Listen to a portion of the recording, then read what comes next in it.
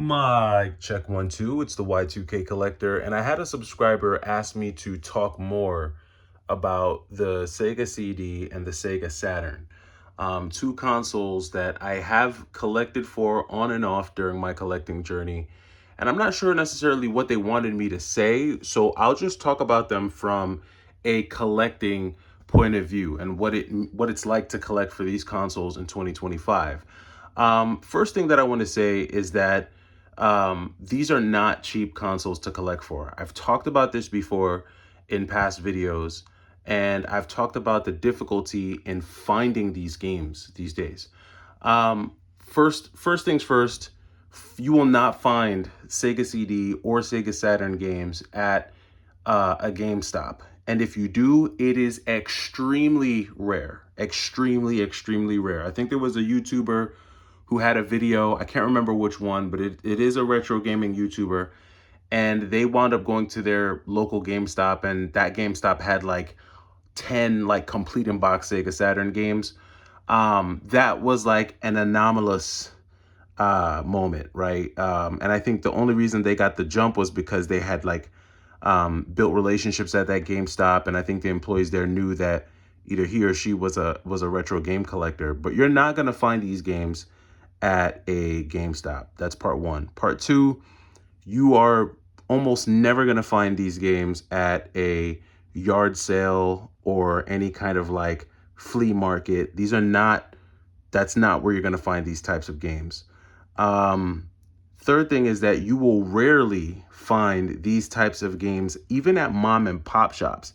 And a lot of times, the Sega CD and Sega Saturn games you do find at mom and pop shops will be a lot of it'll be good games, but they won't be like the flagship games, like the games that the console is known for, or any of like the kind of more rare type of titles. You'll find a lot of like janky sports titles, and not even like decent ones, not even like football or basketball. You'll find like random golf titles, or random baseball games and stuff like that. And if you're into sports games, then have a field day. But that's what you're going to find a lot of. If you really want a lot of the premier games for either of these consoles, you are going to have to either go to conventions, you're going to have to search online on eBay, or get really acquainted with like your local reseller or something like that, because these games just do not pop up quite often, especially the good games that are available on this console. So I will say, just from a collecting standpoint, collecting for these two consoles is not easy, which is why I only have like a handful of games for both consoles. So that's part one. Part two is you may have to be open to um, getting import games, especially when it comes to the Sega Saturn. I've never gotten an import Sega CD game. I don't even know if that's something that I would want to tamper with, to be quite honest with you, at this point in my collecting journey. But I know for the Sega Saturn, I definitely had to expand my scope to import games. A big part of the reason for that is because I could probably count on both hands and both feet how many North American Sega Saturn games I actually like enough to add into my collection. The bulk of the games that I actually really like on the Sega Saturn came out in Japan. They came out overseas, right? So I had to really kind of open my scope to be willing to deal with import games. Um, and that leads me to another topic. Really, these systems honestly are, in my opinion, I collect for these systems because I'm heavy into shoot 'em ups, and I'm heavy into side-scrolling platform games and action games and run and gun shooters. The Saturn is home to some of the greatest shoot 'em ups of all time. As a matter of fact, a lot of the shoot 'em up games that you see being re-released by Limited Run, a lot of those are actually Sega Saturn games. So far, Limited Run has to have done at least 3, if not 4, Sega Saturn games, including Radiant Silvergun, Dodonpachi and Donpachi. I think they're getting ready to release Batsugun, which is another Sega Saturn game.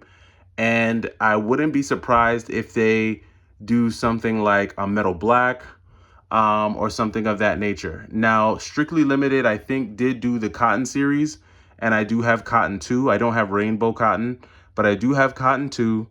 And a lot of those shoot 'em ups that you see being re-released on modern platforms, those are Sega Saturn games. So, and honestly, we need those re-released on the Switch because these games are ridiculously expensive.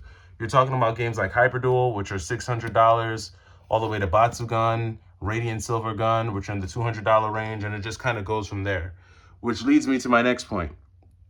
These are extremely expensive consoles to collect for. Um, they're just expensive. Average price of a Sega Saturn game in my collection is probably somewhere around 250 bucks per game, because you got a game like House of the Dead, which is like 400 to 450, Guardian Heroes is 200, Batman is 200, Herc's Adventure is 200 to 250. I mean, Die Hard is probably like a 150, 160 game. Three Dirty Dwarves is like maybe 125, a Stall maybe 120. Dark Savior and X-Men are probably the cheapest games. I don't know, maybe around 100. But then you have a game like Burning Rangers, which could go anywhere between like 650 and 800, just depending on condition and stuff like that. So, it gets really, really expensive when you start to look at the Sega Saturn and the Sega CD. And I would say that you should really only dive into these consoles if there are games on this console or these consoles that you really, really want to play, or you really like, and you cannot play the game on any other console outside of emulating it, right? Die Hard Arcade really wasn't released on any other console other than the Sega Saturn, if I'm not mistaken. If it was released somewhere else, you guys let me know. I know it was available in arcades, but you're not getting this game anywhere else unless you're emulating it. Herc's Adventure did come out on the PlayStation 1, but getting that one physically is even more expensive than the Saturn. Same thing with Batman. That also got a PS1 release, but it's even more expensive on the PS1. And so, Guardian Heroes was only released on the Sega Saturn. Burning Rangers only Sega Saturn. With the Sega CD, the good thing about the Sega CD is that a lot of the games that came out on the Sega CD also came out on the Sega Genesis, so you don't necessarily have to play them on the Sega CD. You just get way better sound on the Sega CD, like better music and stuff. But games like the Terminator came out on the Sega Genesis. I think that's the only one in my collection that actually came out on the Genesis. But you also have options when it comes to the Sega CD too, because the Sega Mini 2, like the Sega Mini console, the second one does have some of these games that you see here. I think it has Robo Alesti on it, if I'm not mistaken. I'm not sure if it has Lords of Thunder and Android Assault. I'm not sure if it has those, but I know it has Robo Alesti. It does not have Pop Full Mail though.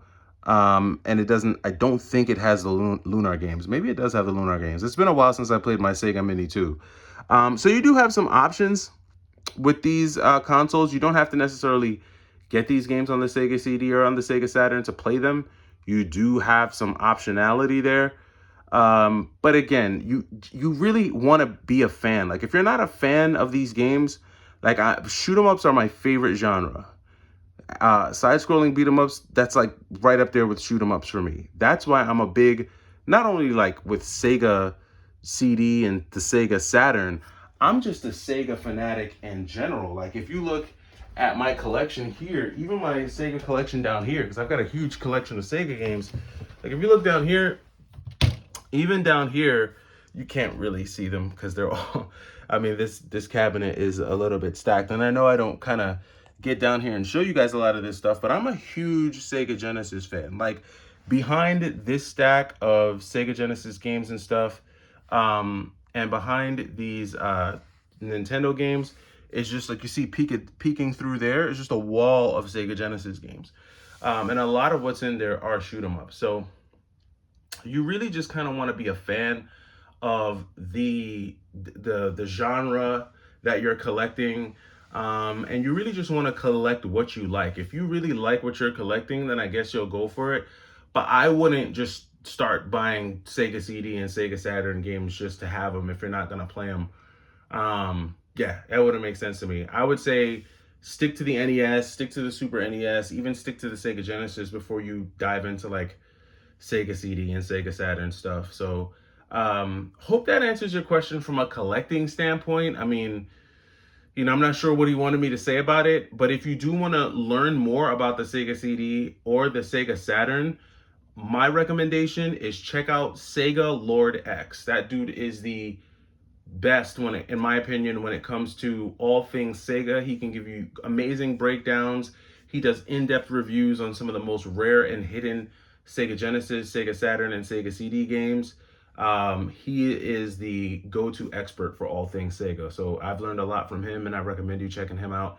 He doesn't really talk about it from the collecting side, which is good because he kind of dives into it more from the gaming side, which I think that'll be a cool perspective to hear about as well. But that does it for me. It's the Y2K Collector. Let me know what you guys think down in the comments below, and I'll catch you in the next video. Take it easy.